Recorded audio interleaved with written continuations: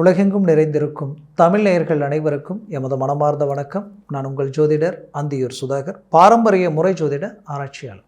இன்று நாம் காணக்கூடிய தலைப்பு தனுசு ராசி அன்பர்களுக்கு உங்களுடைய ராசியினுடைய அதிபதியும் உங்களுடைய ராசிக்கு 4ஆம் இடத்திற்கு அதிபதியாகப்பட்ட குரு பகவான்.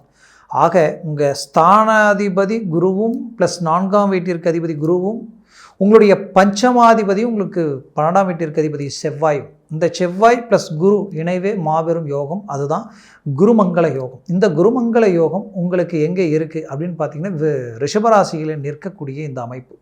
இவர்கள் இருவரும் இணைந்து இந்த ரிஷபத்தில் நின்று ரிஷபத்தில் இருந்து 5 இடத்தில் பார்க்குறாங்க. ஒன்று உங்களுடைய சிம்ம ராசியில் உங்களுடைய 9 பாக்கிய சம்மந்தப்பட்ட இடத்த செவ்வாய் பார்க்குறாரு. அடுத்தது குரு பகவான் உங்களுடைய கன்னி ராசியை பார்க்குறாரு.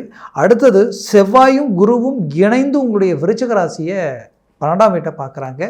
அதற்கு அடுத்தது செவ்வாய் பகவான் உங்களுடைய ராசி, அதாவது அஷ்டம பார்வையால் தனுசு ராசியை பார்க்குறாரு. அடுத்தது பார்த்திங்கன்னா குரு பகவான் 9ஆம் பார்வையை உங்களுடைய தனஸ்தானத்தை பார்க்குறார். அப்போது இந்த பார்வையால் கிடைக்கக்கூடிய அற்புதமான அதீத ஆற்றலுடன் கிடைக்கக்கூடிய பலன்கள் எப்பேற்பட்ட மேன்மைகள் அளிக்குன்றதை இந்த காணொலியில் தெளிவாக விவரமாக நம்ம பார்க்கலாம். நம்ம சேனலை சப்ஸ்கிரைப் பண்ணாதவங்க பண்ணிக்கோங்க, பெல் பட்டனை கிளிக் பண்ணி ஆல் ஆப்ஷனை கொடுத்துக்குங்க. அப்போ தான் அடுத்தடுத்த காணொலிகள் உங்களுக்கு உடனடியாக வந்து அடையும். குரு பகவானினுடைய ஆதிக்கத்தில் பிறந்த தனுசு ராசி அன்பர்கள் தெய்வ குணம், யதார்த்தமான மனம், எதிலையுமே தன்னை பொறுத்தவரையிலையும் பெருந்தன்மையாகவும் பெரும்போக்காகவும் வாழக்கூடியவங்க, பாசத்துக்கும் அன்புக்கும் கட்டுப்பட்டவங்க, கர்மாவுக்கு கட்டுப்பட்டு வாழ்வீங்க, நேர்மையாக இருக்கணும், இப்படி தான் வாழணும், இப்படி தான் இருக்கணும், கணக்கு போட்டு எதையும் செய்யக்கூடிய இந்த தனுசு ராசி அன்பர்களுக்கு அது என்னவோ இந்த 7 லட்சனுடைய தாக்கத்தினால பல்வேறு வித இழப்புகளை கடந்து வந்துட்டீங்க. அதனால் மன அழுத்தங்களை சந்திச்சிட்டீங்க. இப்போ உங்களுடைய எதிர்பார்ப்புகள் என்னென்னா, நமக்கு ஒரு நல்ல வாய்ப்புகள் கிடைச்சா அதை பயன்படுத்தினால் ஒரு வளர்ச்சி, மேன்மைகள், முன்னேற்றங்கள் அடையலான்ற ஒரு தன்னம்பிக்கையோடு இருக்கிறீங்க. காரணம், உங்களை மாதிரியான உழைப்பாளிகள் யாருமே இல்லை. தெளிவாக சிந்தித்து செயல்படுவீங்க. அப்படி 100% உங்களுடைய எஃபர்ட் எவ்வளவும் போட்டு 100க்கு 99% அழகாக முடித்து கடைசி 1%ல் ஃபெயிலியர் ஆகி உங்களுக்கு கிடைக்க வேண்டிய வாய்ப்புகள், எந்த கெப்பாசிட்டியும் எந்த மேன்மையும் இல்லாதவங்க தட்டி பறிச்சுட்டு போன மாதிரியான சில வாய்ப்புகள் இழந்து நிற்கக்கூடிய உங்களுடைய வாழ்க்கையில் இப்போது இந்த காலகட்டங்களில் குரு உங்களுடைய ராசியினுடைய அதிபதி செவ்வாயினுடைய அதிபதி இணைந்து, அது மட்டுமல்ல சனி பகவானும் உங்களுக்கு வக்கர நிலை அடைஞ்சு இந்த காலகட்டங்களில் உங்களுடைய 12ஆம் வீட்டை இந்த 3 கிரகங்களும் ஒரே நேர்கோட்டில் பார்க்கக்கூடிய அருமையான அமைப்பு. அப்போது இந்த காலகட்டங்களில் உங்களுக்கு கிடைக்கக்கூடிய வரம் ஒரு பாக்கியமாக இருக்கும். அதனால் இந்த கால அமைப்பு எப்படின்னு பார்த்தீங்கன்னா, எப்போ வரைக்கும் பார்த்தீங்கன்னா, வரக்கூடிய ஜூலை மாதம் 13ஆம் தேதியிலிருந்து அடுத்து உங்களுடைய இந்த ஆகஸ்ட் மாதம் 15ஆம் தேதி வரைக்கும் இந்த கால அமைப்பு எப்படின்னு 25ஆம் தேதி வரைக்கும் இந்த கால அமைப்பு மொத்தம் 45 நாட்கள். இந்த காலகட்டங்களில் இந்த குருவும் செவ்வாயும் இணைந்து முதல் கட்டமாக பார்க்கக்கூடிய இடம், அதாவது செவ்வாய் பார்வை விழக்கூடிய இடம் பார்த்திங்கன்னா உங்களுடைய 9ஆம் வீடு. அந்த 9ஆம் வீட்டில் இந்த செவ்வாய் பார்வை விழுறதுனால இத்தனை நாளாக நீங்கள் ரிஸ்க் எடுத்து உங்களுக்கு கிடைக்க வேண்டிய ப்ரமோஷனும் உங்களுக்கு கிடைக்க வேண்டிய பாக்கியங்களும் கிடைக்காம தடப்பட்ட விஷயங்கள் கிடைக்க போகுது. ஏன்னா பாக்கிய சம்மந்தப்பட்ட இடத்தில் பஞ்சமாதிபதி பாக்கியஸ்தானத்தை பார்க்கக்கூடிய செவ்வாய், அதுவும் உங்கள் ராசிநாதனுடன் இணைந்து குருவோடு இணைந்து பார்க்கக்கூடிய இந்த பார்வையால் உங்களுக்கு வேலையில் மாபெரும் யோகம் கிடைக்க போகுது. எப்படி கிடைக்க போகுதுன்னா, அதில் இருக்கக்கூடிய தடைகள் நீங்க போகுது. வேலையில் உங்களுக்கு ப்ரொமோஷன் கிடைக்க போகுது. ஏன்னா அந்த பாக்கிய சம்மந்தப்பட்ட இடத்துல செவ்வாய் பார்த்தாலும் அடுத்த குரு பார்வை விழக்கூடிய இடமே உங்களுக்கு வந்து தொழில் ஸ்தானம் 10ஆம் வீட்டில் விழுது.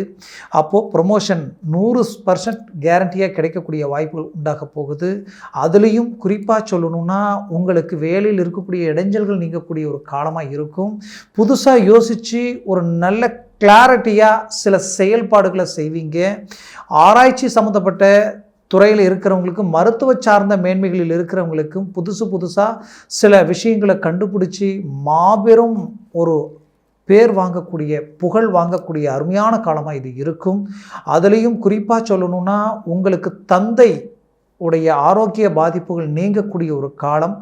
தந்தை வழி சொத்துக்களில் ஒரு நல்ல மேன்மைகள் கிடைக்கக்கூடிய ஒரு காலமாக இந்த பாக்கிய சம்மந்தப்பட்ட இடத்துல பார்க்கக்கூடிய இந்த பார்வையால் உங்களுக்கு நல்லது நடக்க போகுது. பாக்கியம்ன்றது திருமணம், மனைவி, மக்கள். அப்போ திருமண வாய்ப்பும் கைக்கூடி வரும், புத்திர பாக்கியம் மேன்மைகளும் கைக்கூடி வரக்கூடிய ஒரு காலமாக இந்த பாக்கியத்தில் விழக்கூடிய பார்வையால் உங்களுக்கு கிடைக்கக்கூடிய ஒரு காலம் இது. அதுலேயும் 10ஆம் வீட்டில் உங்களுக்கு இந்த பார்வை விழுறதுனால புதுசாக தொழில் தொடங்குறவங்களுக்கு இது ஒரு அருமையான காலம். ஏற்கனவே இருந்த தொழிலில் சில நஷ்டங்களை அடைஞ்சிட்டேன்னு நினச்சவங்களுக்கு இப்போ அந்த நஷ்டங்களை சரி செய்து ஒரு நல்ல வளர்ச்சியை நோக்கி உங்களுடைய அமைப்பை உண்டாக்கக்கூடிய ஒரு காலமாக இது இருக்கும். அதுலேயும் தனுசு ராசி அன்பர்கள்னால் சொல்லணுமா, எப்போவுமே உங்களை பொறுத்தவரையிலையும் நீங்கள் வாழ்கிற வாழ்க்கை உங்களை சார்ந்தவங்களை அடுத்த கட்டத்துக்கு கொண்டு போகக்கூடிய முயற்சிகளில் தான் இருப்பீங்க. அப்படி மற்றவங்களுக்காக கடந்த காலகட்டங்களில் சில நல்லதை செய்ய போய் நீங்கள் வாங்காத கடனுக்கு வட்டியை கட்டக்கூடிய நிலை இன்றைக்கி அதுவே உங்களுக்கு பெரிய தலைவலியாக இருக்கக்கூடிய நிலையில் இருந்திருப்பீங்க. அப்போது கொடுத்த பணம், நீங்கள் போட்ட கையெழுத்திலிருந்து எல்லாவித பிரச்சனைகள், வழக்கு சார்ந்த பாதிப்புகள் எல்லாமே நீங்கக்கூடிய ஒரு காலமாக இது இருக்கும்.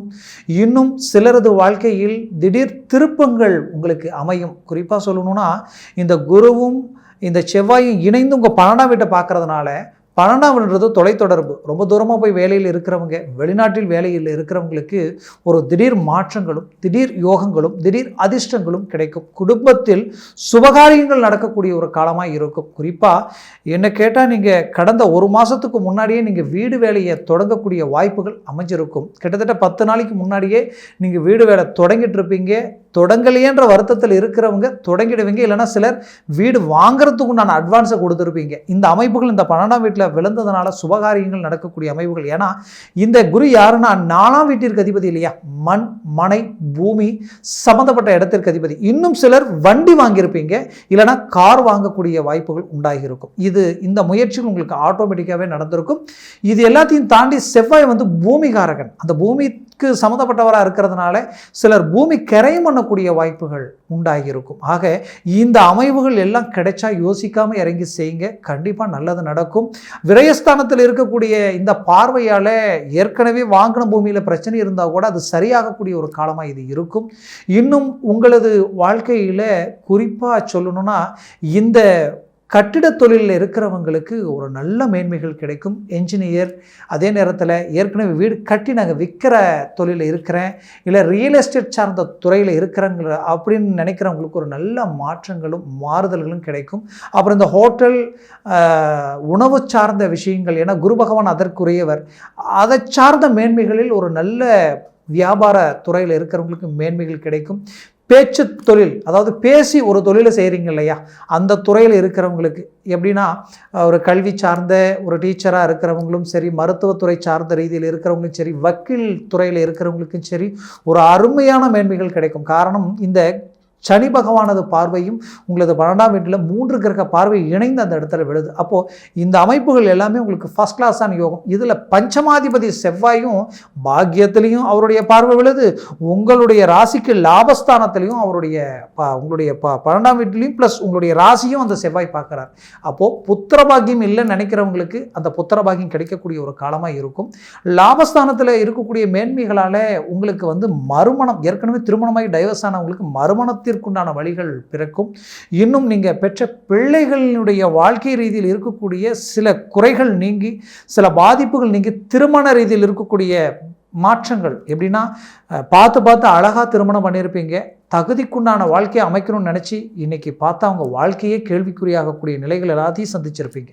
அந்த பாதிப்புகளிலிருந்து நீங்கள் மீண்டு வெளியில் வரக்கூடிய ஒரு காலமாக இது இருக்கும். மொத்தத்தில் இந்த காலகட்டங்களில் தனுசு ராசி அன்பர்களினுடைய கல்வி, அந்த மாணவ மாணவிகளுக்கு கல்வியில் ஒரு நல்ல மாற்றங்களும் ஒரு நல்ல மாறுதல்களும் கிடைக்கும். குறிப்பாக விவசாயத்துறையில் இருக்கிறவங்களுக்கு ஒரு மாற்றங்களும், குடும்ப ரீதியில் கணவன் மனைவிக்குள் இருக்கக்கூடிய மிஸ் அண்டர்ஸ்டாண்டிங் நீங்கி ஒற்றுமையாக வாழக்கூடிய ஒரு வாய்ப்புகளும் கிடைக்கும். ஏன்னா இந்த இடத்துல உங்களுடைய ராசியினுடைய அதிபதி எங்கே இருக்காருன்னா 6ஆம் வீட்டில் இருக்கார். அப்போது நீங்கள் என்ன செய்யணும்னா எந்த ஒரு முடிவையும் எந்த ஒரு செயலையும் நல்ல தெளிவாக நின்று யோசித்து செயல்படணும்.